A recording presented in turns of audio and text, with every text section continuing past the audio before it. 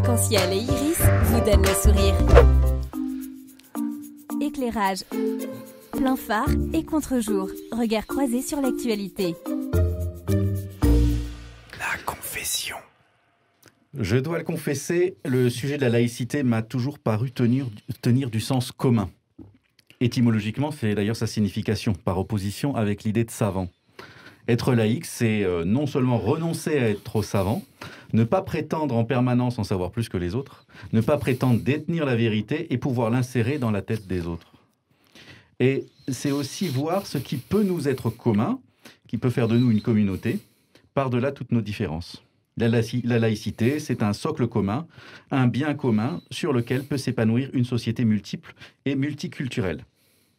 Bon, c'est vraiment ce que je crois, mais on ne peut pas rester dans la théorie, aussi généreuse soit-elle. Il faut affronter les problèmes quand ils apparaissent. Mais justement, il ne faut pas se tromper de problème.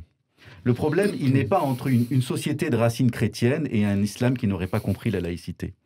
Le problème, il est entre ceux qui considèrent leurs croyances comme personnelles et ceux qui considèrent que leur croyance a vocation à se diffuser, à gagner, à s'imposer, à devenir ou rester la norme sociale. Et cela transcende les religions. J'élargis la réflexion. Je ne vois personnellement pas avec un œil plus tendre les manœuvres d'églises évangéliques pour s'imposer en Amérique du Sud et faire élire un Bolsonaro, aussi stupide que dangereux. Je ne le vois pas d'un œil plus tendre que les millions investis par le Qatar et l'Arabie Saoudite pour soutenir l'islam radical dans toutes les démocraties occidentales. Avec l'argent du pétrole qu'on leur achetait, ne l'oublions pas. L'Amérique est aujourd'hui très divisée, au bord de la rupture, par cette volonté de certains groupes de défendre une idée racisée et suprématiste de leur pays. Je reviens en France. L'islam est confronté à des courants fondamentalistes qui ont été suscités en dehors de la France et qui trouvent un terreau fertile chez de jeunes musulmans religieusement illettrés qui ne connaissent pas plus le Coran que vous et moi. J'écoutais le désarroi récemment d'un imam devant la difficulté à ramener ces jeunes à la lecture du Coran qu'ils ne connaissent que pour jurer, tout en pratiquant des activités illégales.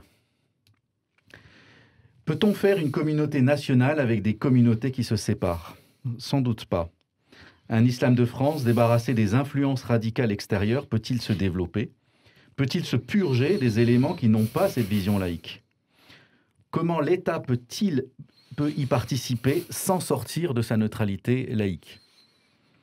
Comment chacun de nous peut agir pour renforcer ce sentiment d'appartenance à un si beau pays que la très grande majorité n'a pas envie de voir s'effriter en sous-communauté ? Je ne sais pas, mais comme d'habitude, dans ces cas-là, je pars du principe de simplicité. Je suis une part du problème et de la solution.